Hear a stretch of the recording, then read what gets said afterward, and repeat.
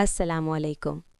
آج میں آپ کو ایک ایسی عورت کا واقعہ سنانے جا رہی ہوں جن کا صبر اللہ کو اتنا پسند آیا کہ ان کا ذکر قیامت تک کے لیے رہ گیا۔ یہ واقعہ ہے حضرت ایوب کی بیوی کا۔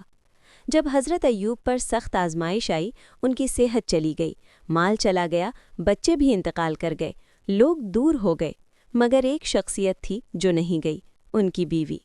وہ روز ان کا خیال رکھتی، ان کے زخم صاف کرتی، خود بھوکی رہتی مگر شوہر کا ساتھ نہیں چھوڑا۔